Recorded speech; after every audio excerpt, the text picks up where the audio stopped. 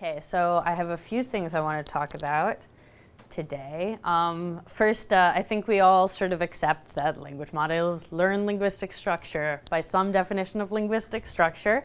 So I'm going to not go through all of these citations on that slide, but I'm going to talk about using like word level tagging as a way of understanding the acquisition of linguistic structure. So for the rest of the talk, the tags that I'm going to be using are two different kinds of part of speech tag because we want to control for the coarseness when we compare different types of tagging. We want to also compare for granularity.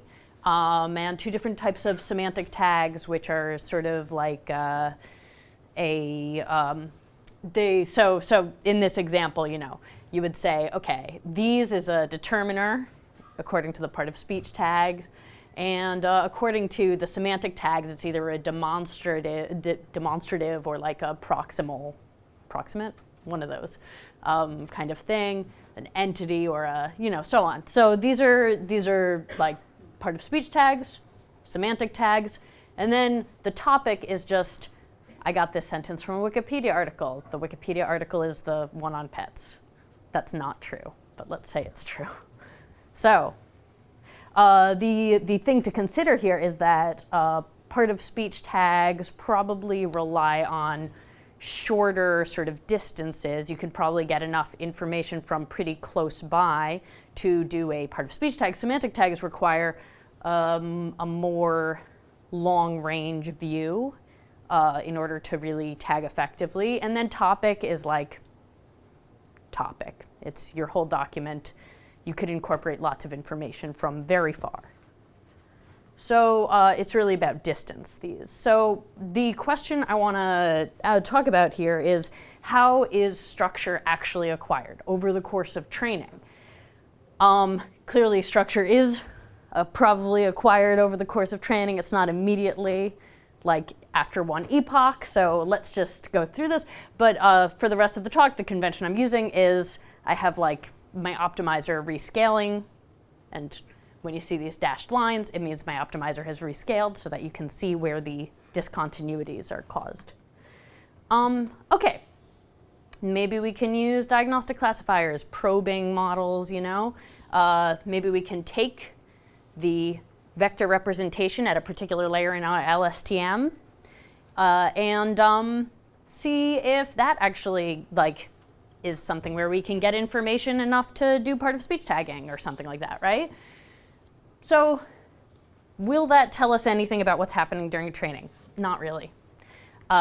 It's not really sensitive to the kind of changes that are actually happening over the course of training. So this is what happens if we use like a fairly conventional, like Bellenkopf style diagnostic classifier. And yeah, doesn't really, yeah? So some of them get worse. Oh yeah. Yeah, well, so the thing to consider actually is over the course of training, the words representations are probably becoming more similar, right? But the less similar they are, the better your diagnostic classifier is going to be on something like part of speech tagging, which actually has pretty high accuracy if you just have a unigram model. So if it's easier to draw boundaries between the words because they're all really, really different in their representations, then you're going to have higher performance. So that's why performance actually declines on some of these, yes. Diagnostic classifiers, well, I'll just talk about, I don't really think that they are, oh no, respond, okay, good, yeah. Wait, I have a question. Yeah. The blue one at the bottom that's like extremely low? Yes. Topic, and is that actually low or is that just like you have a zillion topics and that's It's like a zillion topics, yeah. So baseline random would be like 1 out of 100? Yeah. Okay. It's 100 topics. It's exactly 100. And you're getting like It's not good. 5%. Yeah, exactly. Okay, so let's talk about what does probing actually tell us. So I want you to think of this as, what kind of question are you asking when you ask, have I represented this?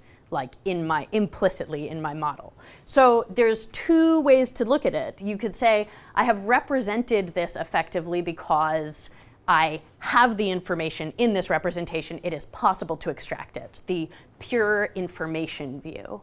Or you can say there is a structural similarity between like these two things. Oh yeah, I have these actually. So mutual information. It's really hard to approximate because it's sort of a theoretical measure. It's basically, is it possible at all to extract this information? It completely ignores the structure of the representation space, which probably is not ideal because structure is important in terms of the performance of the model. It's not just about pure information content, yeah? When you say it's hard to approximate, are you talking about like the estimators we have for mutual information quantities are really noisy and... Yeah. Yeah, exactly. So on the other side, you have your linear probes, which are just, this is structurally identical in this very reliable, easy to express way that is easy for humans to think about and interpret, relatively speaking. It's linearly similar. But the problem is that most layers don't expect their outputs to be interpreted linearly. So probably that's not an effective way of describing the structure of a particular layer or output. And then on the other hand, so on the other hand, you have your deep probes, which try to have it both ways a little bit. They try to have like the ease of estimating things that you get from structural similarity, but like without the fact that probably there's going to be really low performance, right? You're trying to have it both ways, but actually you're taking the best of, like the worst of both worlds, right? It's not really clear how to interpret these things compared to a linear probe, say, which you can say, this is linearly similar. And it's also like not giving you the theoretically clear result that you would get from mutual information measurements. So here's the alternative. This is from a paper from a couple of years ago by Maithra et al. It's called SVCCA, which stands for singular value, as in singular value decomposition, canonical correlation analysis. And it's a two-step process. So SVD is a compression system. It's like a rank reduction system to just try to remove some of the noise from the representation. And that is necessary because most of the representation, most of the units in a representation from a neural network are noise. And then the second part is canonical correlation analysis. So you're looking at the similarity between two different measurements. You're trying to project them onto a shared space where you're maximizing correlation between the two different measurements. So this is a linear projection, which means that you are actually making a structural claim when you compare the similarity of two different subspaces of representations. So in this case, I want to say, oh, the recurrent layer, the last recurrent layer before softmax on my language model side is maybe going to be similar to a recurrent layer from a tag predictor with like a similar architecture. So that way you get around this. This is a structural probe, like the linear similarity kind of thing, but you're getting around this issue of that this is not supposed to be linearly interpreted directly as like a part of speech tag. Sorry, what do you mean structural probe? Yeah, sorry. So this is the like structural probe sort of approach, right? So structural. So when you want to think about the structure of a representation, as opposed to the information content theoretically of a representation, you're making a claim about the shape of the space, right? The shape of the actual representation space. So and so maybe you could theoretically extract some information from it, but that doesn't mean that the model has represented it in a way that is easily retrievable. And that's an issue about the structure of the representation. So we're asking, is there information in this space which is a linear projection away from what we care about? Mm-hmm. Yeah, so, well, it's a linear representation away, it's a linear projection away from a representation that is targeting the specific thing that we care about, but not the tag directly. So that's sort of the advantage of this approach over just directly looking at the linear similarity between this and the space of tags. I think I'm missing why you need the SVD. So this is like basically denoising or compressing the two individual task-focused representations. Doesn't CCA already get you that because you have those two linear projections, W and V? Yeah, so the SVD step is, so there are alternative ways of doing the denoising, but it is possible, in fact, it turns out that it does in fact happen, that the noise that's learned is possible to like correlate between the two different sides. But the noise itself is like not necessarily useful. Like this, so having a specific denoising step, so an alternative approach that the same group came out with the following year is that you do the CCA, but then when you project it back, you reweight it according to the sort of importance, instead of like directly projecting back, sort of, from the CCA subspace, from the shared subspace. You reweight each sort of direction that you've learned according to how like important it is to the representation in a similar, which replaces the SVD step. But basically, yeah, you need denoising because some directions are just not going to be, are just not like important to each side. But so one way to think of this maybe is that since they're trained on similar kinds of data, especially, there are factors that are probably just byproducts of the fact that the inputs are similar. Yeah. But that are not relevant to the actual representation. Yeah?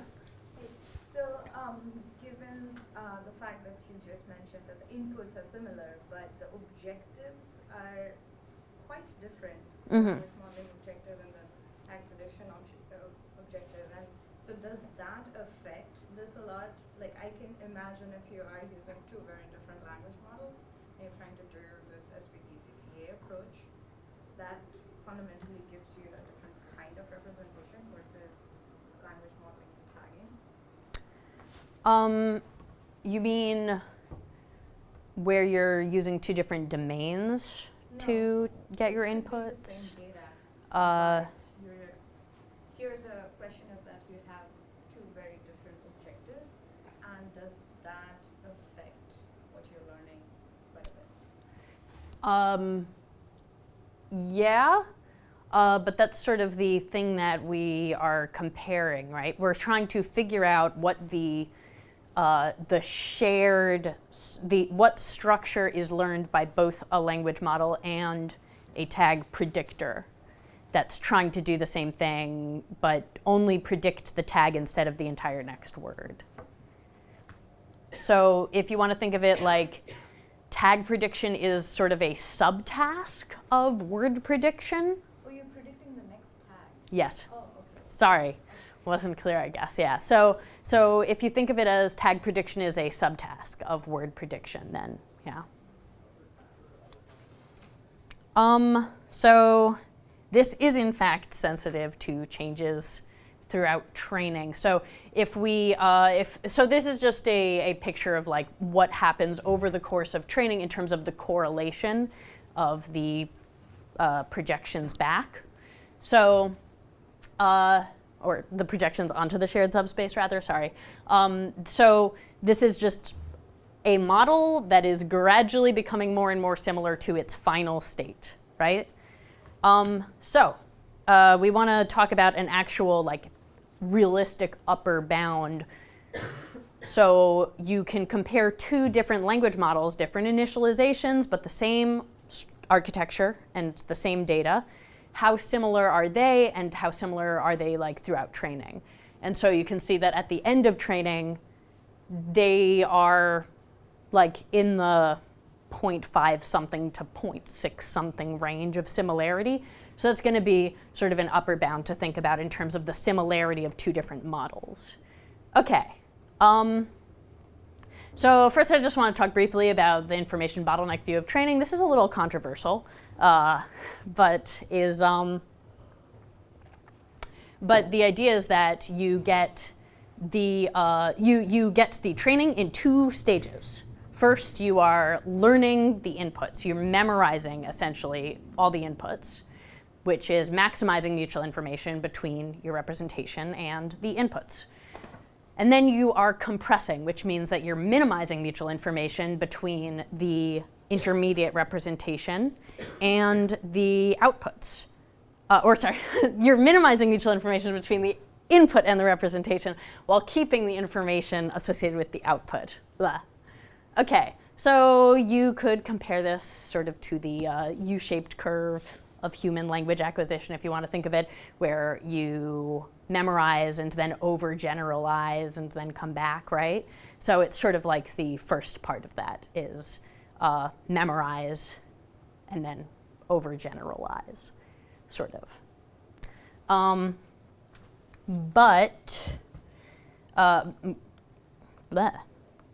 Okay, here we go.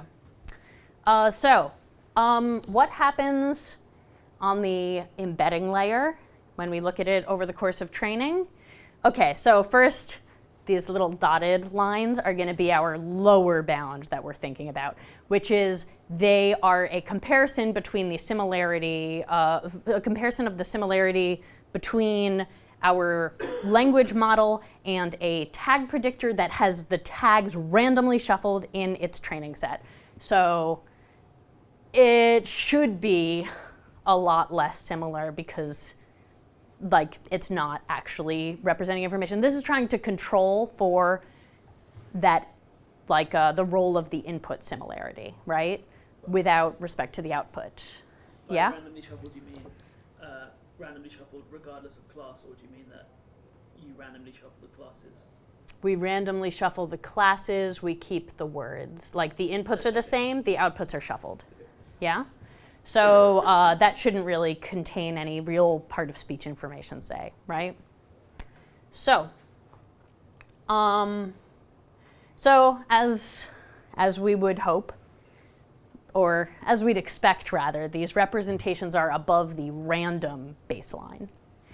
The thing that I think is worth noting here is that very early on, we end up representing things as super, super similar, and that sort of declines over time as we learn more task-specific, like language model-specific representations. And the other thing to note is that these are pretty high correlations, which I think is reflecting the same thing that makes pre-training embeddings useful, or like using general embeddings useful, because it turns out that the embeddings that you would want for a language model are actually very similar to the embeddings that you would want for a specific tagger. Yeah? Do the lower bounds here change if, rather than using a tag that's trained on random labels, you just use random noise? What would be the source of random noise that you're thinking? Well, I don't know. Uniform random matrix. A uniform random matrix. Or, yeah. Okay, or if you don't even train it, right, you just initialize the model and then do this projection. Like, is there a difference between having it trained on random labels and having it not trained? Oh yeah, sure. I mean, let me pull up, like even this, you can see that like early on when it's basically not trained, there's a lower correlation. Yeah. The only reason why I'm using these random baselines is because we have to control for the role of the inputs. So it wouldn't be as useful to compare to a completely random set of weights. Yeah? I think you mentioned it, but can you repeat why are these correlations higher in the first equal training? Yeah.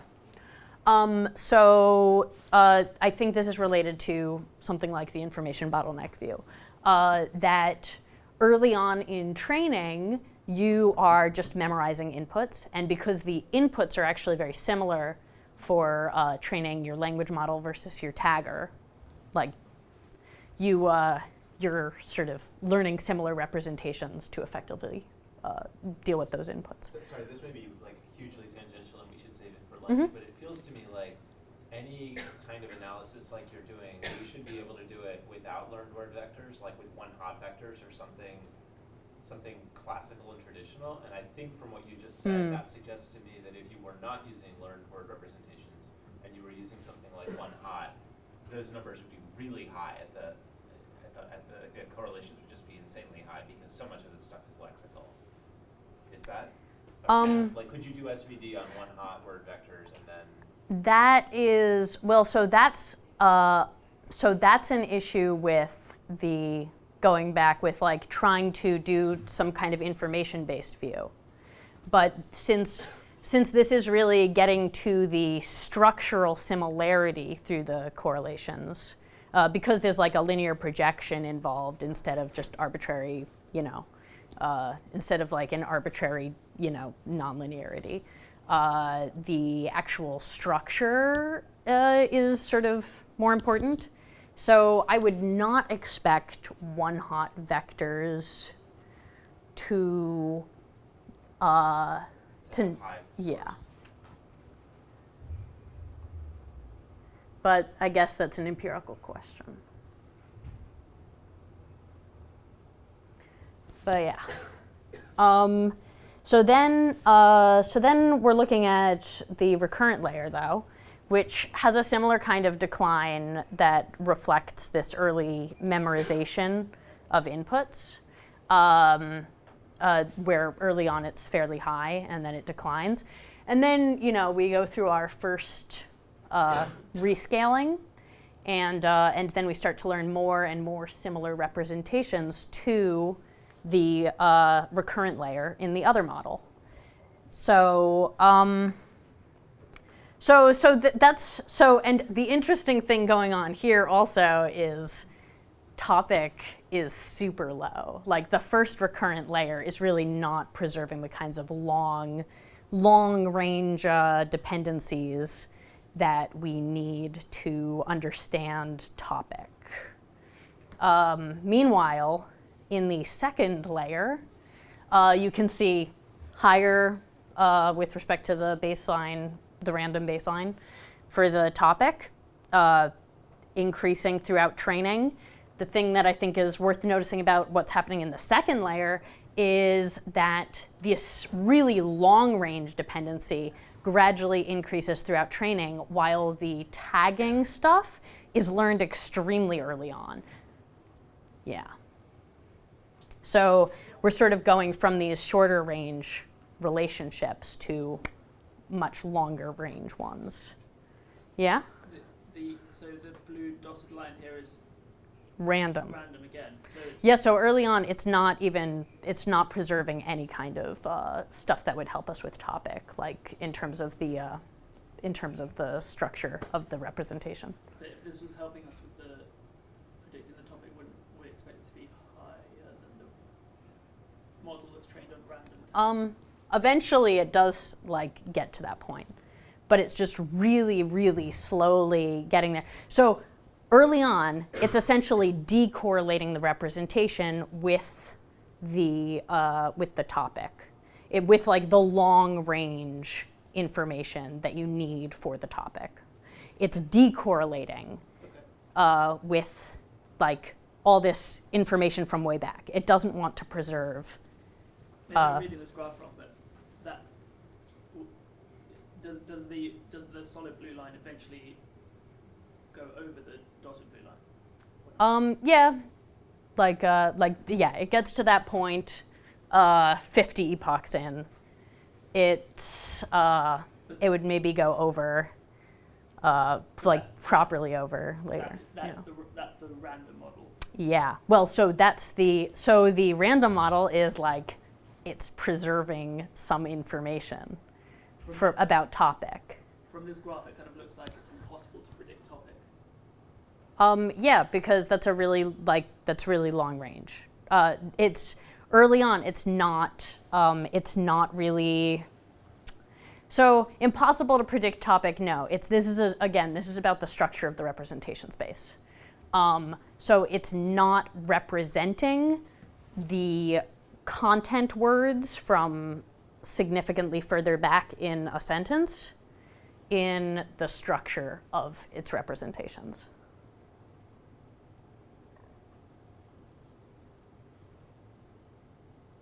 I thought we were previously using the random projections to argue that like this is a lower bound on what the similarity should on be. But not on what it should be in a. I would say if you're below the random lower bound, it probably indicates that you are like actively throwing away information, which is not actually that surprising when it comes to the kind of longer term content information. From very like early in a sentence, maybe a noun comes up, and by the time like something else happens, you're like, oh, I really didn't need to remember that much about what happened at the beginning of the sentence.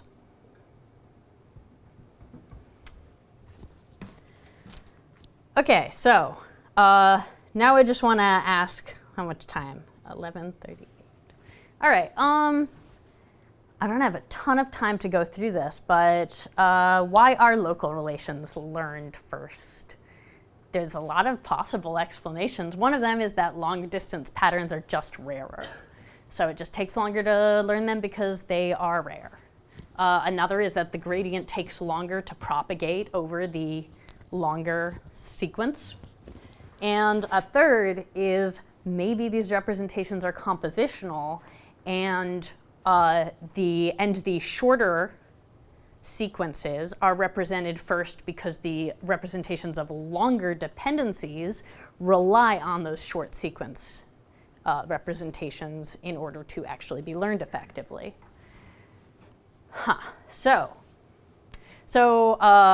This bit I'm really talking about the sort of inductive bias of the training process of an LSTM.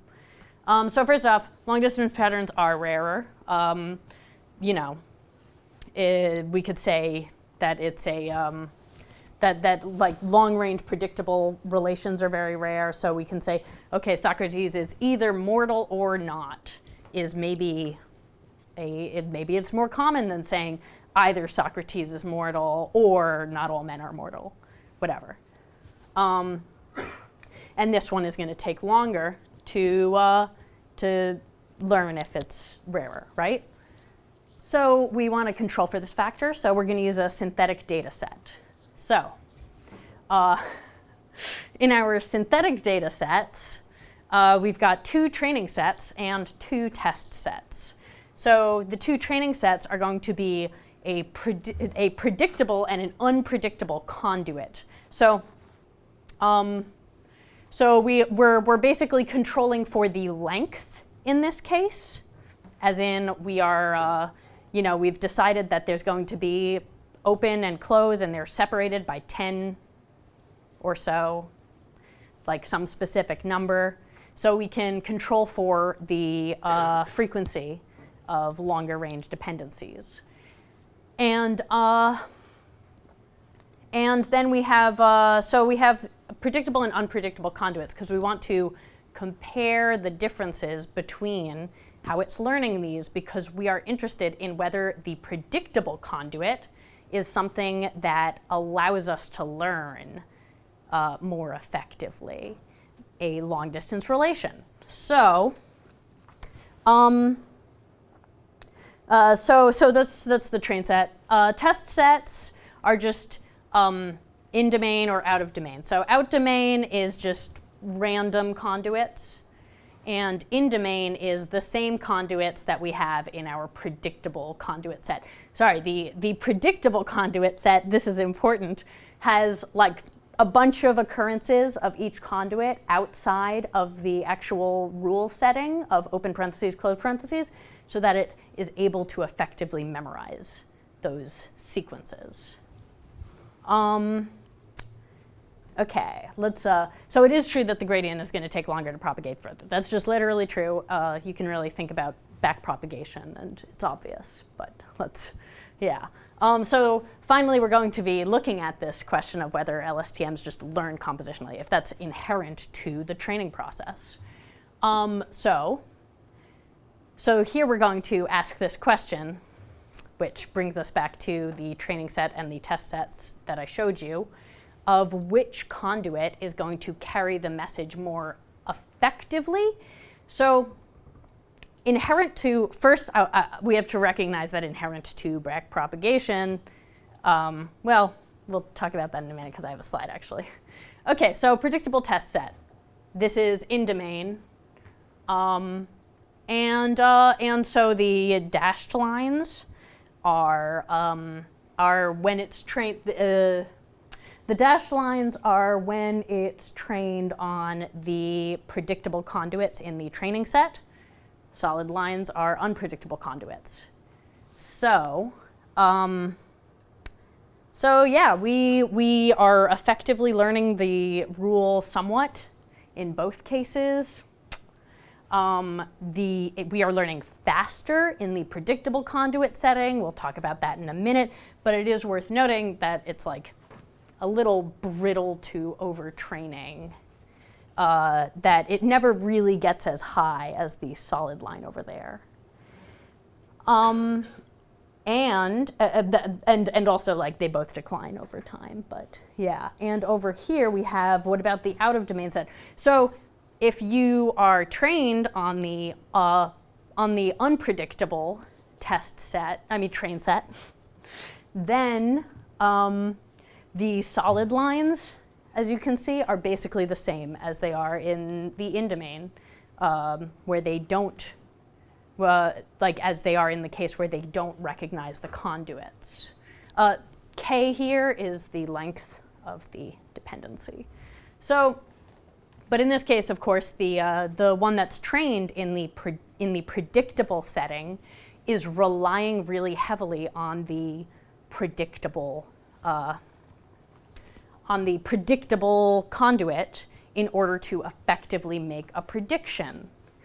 So, first, let's talk about something that's not interesting, which is the fact that the predictable setting lets us learn the rule faster. That just happens because the mechanics of backpropagation. You can see the error gradient is very low on the predictable conduit. Like if you're trained on the predictable conduit, and then you're confronted with the out of domain. It's like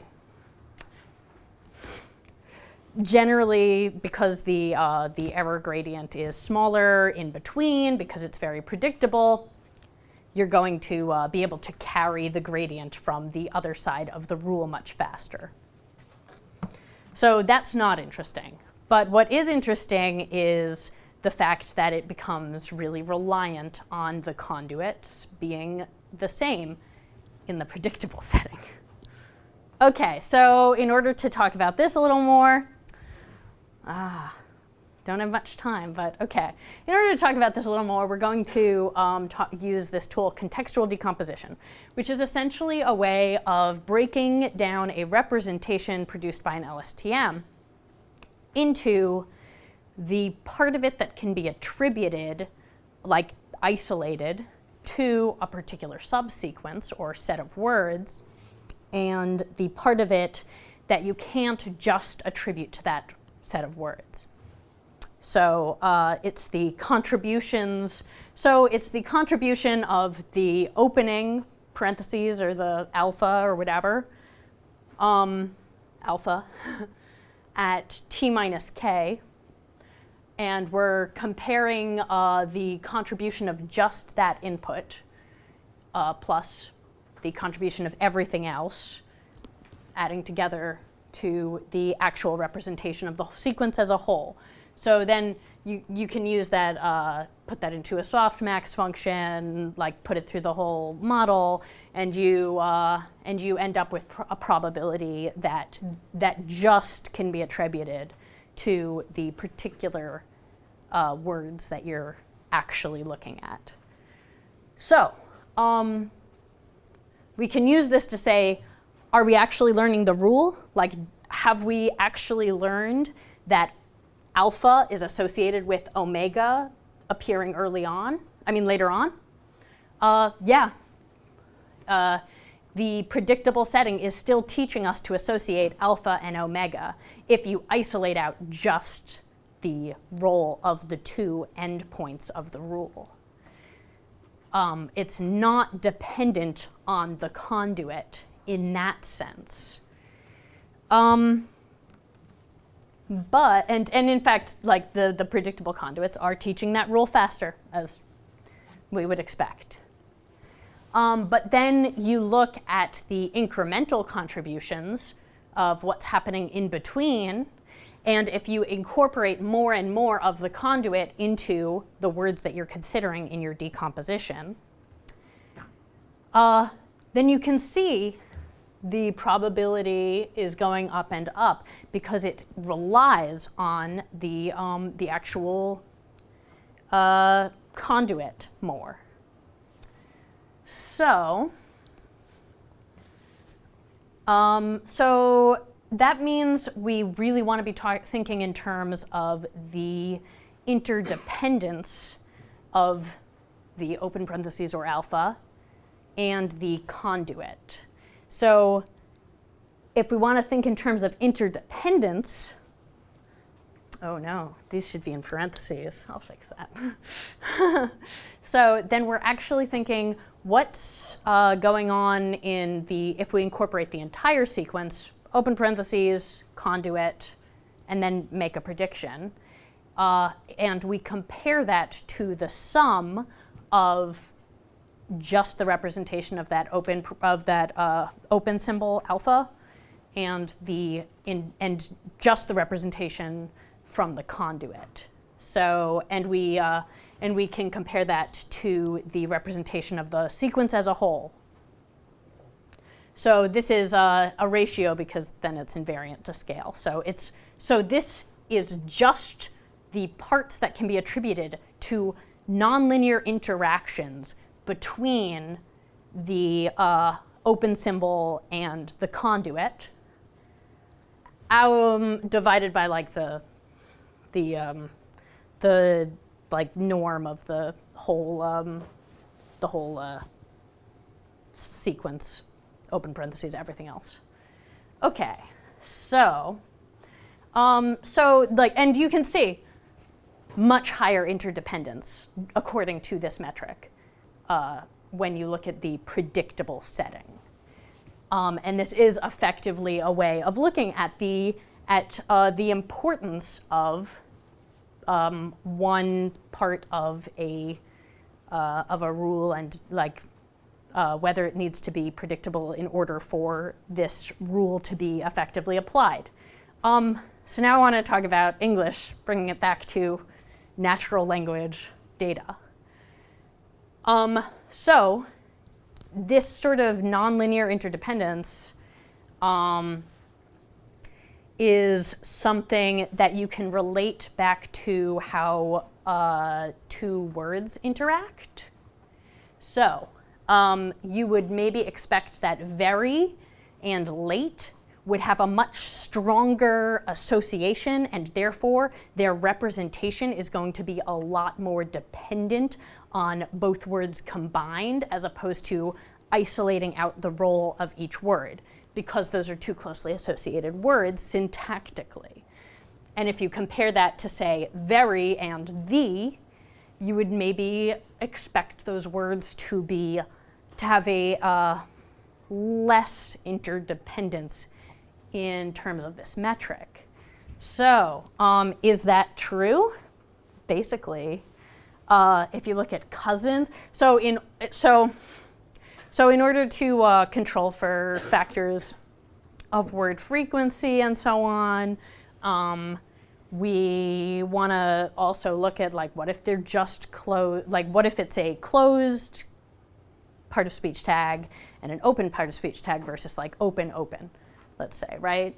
So you have to control for that a little bit, but either way, in all but one of these cases, all part of speech tags versus closed, open, open, whatever. In all but one of these cases, the ancestor has more interdependence by this metric. Like an ancestry relation has more interdependence by this metric than a cousin relation. And in all but one of these cases, the parent-child relations have a stronger interdependence than the cousin-cousin relations. So this metric does actually come back into natural language as a like way of understanding the interrelatedness of two words. And if you break it down further by like part of speech type, like if you look at 69% of all the part of speech tag pairs have higher average parent-child interdependence than cousins. So a few takeaways.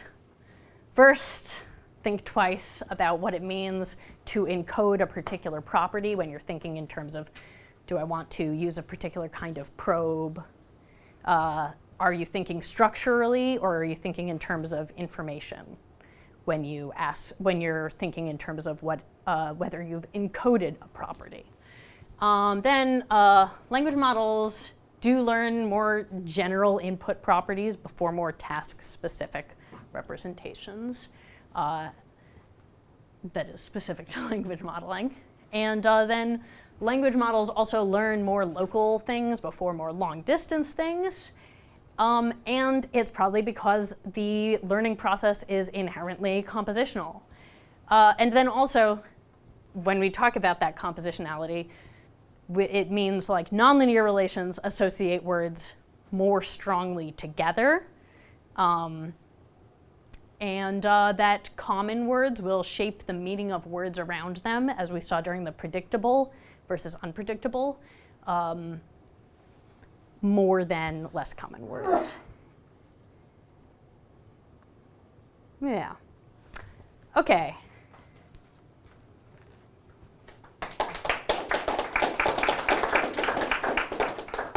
What do I have after that? Yeah.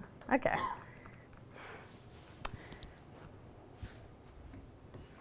Are there questions? I know I kind of went through that second half fast, and it's not necessarily easy to explain in the time that I was trying to squeeze it into, but. So I want to comment and ask a question about this sort of syntax thing. So,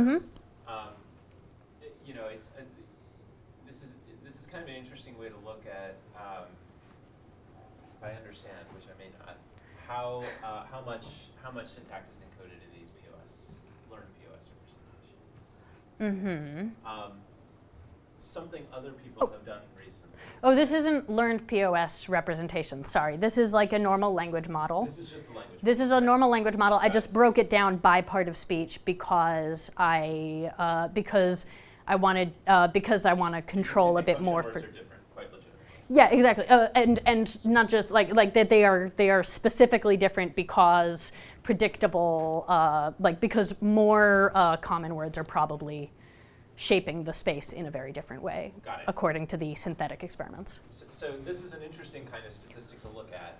Another one that's been proposed recently that I have mixed feelings about is this Hewitt and Manning idea where you like take the representations and do almost no work, but in fact some work, and then build trees, and then measure how well the trees align with unlabeled versions of UD or something like that.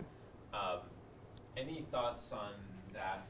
Like, are you moving toward that kind of methodology? Are the two things complementary? Are they telling us the same thing? You're I looking think at they're very similar models. yeah. No, I think they're looking at BERT. Yeah. They're looking at a transformer model. I think that they are that's maybe complementary, but I'm interested in the question of, is there so they like learn to project onto a space where you can say that the distances have a particular relation, like where the subspaces have a particular syntactic relation that you're hoping for. I'm saying that in the learned space, without projecting and like reshaping and rescaling and everything, It's already there. it's, yeah, by this distance metric, it's already there. Right. So you're doing, your probe is doing less, arguably. Yeah, I mean, yeah, as in there's no learned projection. It is just a like metric with no hyperparameters associated with it, yeah, that you can apply directly to the representations. In this example here, where you have two like word pairs, what do you know what the, like? Can you use this to do unlabeled dependency parsing? Like, suppose you get one word and then two words that could possibly be its parents. What's the difference in? I'm not going to say that you're going to get like super high accuracy out of a dependency parser that only uses this similarity metric between like, but the contextual decomposition, like the group that came up with this contextual decomposition method, they have some kind of syntactic-y things you can extract with like hierarchical clustering based on like the similarity of a particular representation, and then like an expanded, like add another word on, and how similar is that? And if it's super similar representation, then maybe you can say that that's like in the hierarchical cluster subtree. Yeah. So they have something a little bit like that. It's not, I would not recommend using this to build a dependency parser with no hyperparameters, but it's probably going to be better than most dependency parsers with no parameters associated with them. Yeah. That's a very yeah. bold claim, because there are so many dependency parsers without. Yeah, with no parameters. Yeah, exactly. Mm-hmm. I'm curious about on this slide, like, to what degree do you think like syntactic properties of English, like the fact that it's right branching, could be relevant here, or do you think it would generalize to other languages? Yeah, good question. I should test this with other languages. Did you actually say you were only doing English? I did say. Okay. I think I said English. I think I said. Oh, not on the slide, but I did say English with my words. But yeah. What was I? Right. The question was, do I think that the branching? It's possible that the branching has something to do with this, but I don't. It's not like there's any particular like structural component aside from the inherent sort of like the LSTM operates in a particular way. And if we're trying to get at something within the LSTM itself, then it's like, I don't actually see a way in which the particular branchingness is super significant, but I do have separate columns you'll see for if there is an open closed versus a closed open, and they do have sort of different, they are somewhat different. Yeah. So I'm going to propose we pause, Mm-hmm. go get food. People who want to continue the conversation, get back here. Okay. Thanks again.